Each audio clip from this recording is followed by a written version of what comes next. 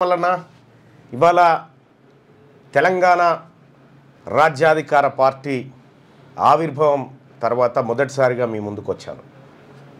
So ఇవాళ కొన్ని కీలకమైనటువంటి అంశాలను మీ ముందు మాట్లాడాలనుకుంటున్నాను.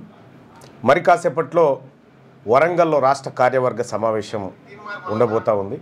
ఇవాళ 10:30 గంటలకు భద్రకాళి అమ్మవారి దర్శనం, ఆ తర్వాత 11 గంటలకు రాష్ట్ర కార్యవర్గ సమావేశం ఉంది. ఆ తర్వాత మీడియా సమావేశం 2 గంటలకు వరంగల్లో ఉంది. ఆ తర్వాత ఇతర కార్యక్రమాలు కూడా ఉన్నాయి. సో ఇవాళ మా పార్టీ రాష్ట్ర కార్యవర్గం వరంగల్లో కూర్చోబోతూ ఉంది. సో భవిష్యత్ కార్యాచరణ, పార్టీ నిర్మాణం, గ్రామీణ స్థాయి వరకు ఏ అంశాలను తీసుకోవాలనేటువంటి దానిపైన ప్రధానంగా చర్చించాలనుకున్నాం. ఇంకా వీటితో పాటు ఇంకా కీలకమైనటువంటి అంశాలు అనేకం ఉన్నాయి. సో ఇవి టీఆర్పీ పార్టీ టుడే షెడ్యూల్. అయితే ఇక తెలంగాణ రాజ్యాధికార పార్టీ ఏర్పడ్డ తర్వాత చాలామంది కడుపులో ఇన్ని రోజులు పెట్టుకున్నది డెలివరీ చేసుకోవడానికి సిద్ధపడతా ఉన్నారు. మరీ ముఖ్యంగా ఇక ఒక వర్గం వాళ్ళైతే తీన్మార్ మల్లన్న, కాంగ్రెస్ పార్టీ తీన్మార్ మల్లన్నకి ఎమ్మెల్సీ పదవి ఇచ్చింది, దాన్ని రాజీనామా చేయనుండే. కాంగ్రెస్ పార్టీ బీసీ డిక్లరేషన్ కూడా ఇచ్చింది, దాన్ని అమలు చేయనుండే అని వీడు చెప్పడిగా అన్నాడు. ఆ మాట అన్నాడు. పోచారం శ్రీనివాసరెడ్డి గారు టీఆర్ఎస్లో గెలిచి కాంగ్రెస్లో కండవాలు కప్పుకొని తిరగవచ్చు, ఆయనకే ఇబ్బంది లేదు. ఇక బంజేరి డైలాగులు బంజేరి ఇన్నాం, 7-8 దశాబ్దాలు ఇన్నాం. ఇంకా తిరిమొరి మాటలు మాట్లాడి ఇంకా బీసీలను ఇంకా అనగదొక్కుతాం, మేము ఉన్నదే అందుకు అనుకున్నట్టే ఇవి నడవయి అయిపోయింది ఇటు జమానా. మూసుకొని కూసోర్రి, లేకపోతే పరిణామాలు ఎట్లుంటాయో రాజకీయంగా మీరు చూస్తారు.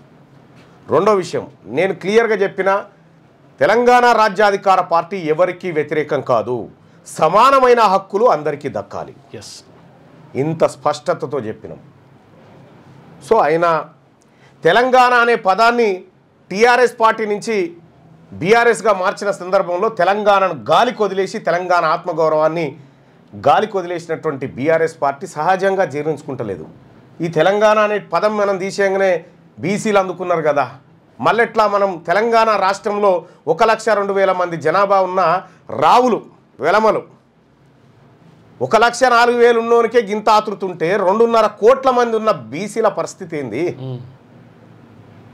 మీ పార్టీలకు, మీ వెలమలకు ఓ 2-3 పార్టీలు ఉండొచ్చు, మీ రెడ్లకు ఓ 4-5 పార్టీలు ఉండొచ్చు. బీసీలకు పార్టీ వస్తే అజీర్తి, కడుపు మంట, రకరకాల మీ బాధలు చూస్తూ ఉంటే, మీ బాధలు, మీ కథ, మీ కార్ఖానా చూస్తూ ఉంటే ఆహా ఇన్ని రోజులు ఇదా కథ అనిపించింది. ఎస్, 100% చెప్తా ఉన్నాం, తెలంగాణ రాష్ట్రానికి చివరి ఓసీ సీఎం రేవంత్ రెడ్డే.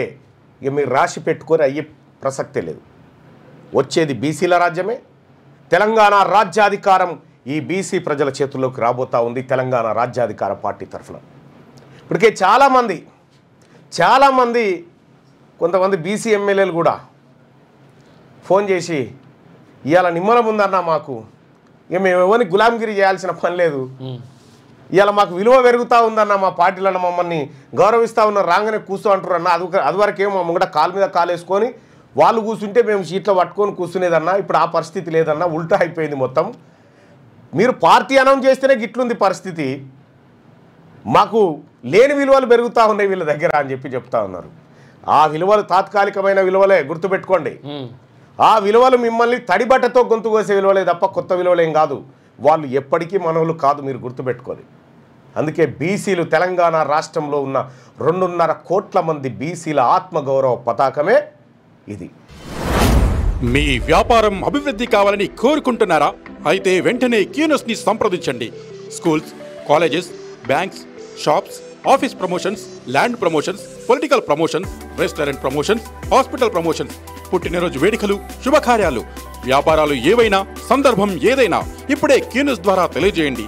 మీ వ్యాపారాన్ని అభివృద్ధి చేసుకోండి.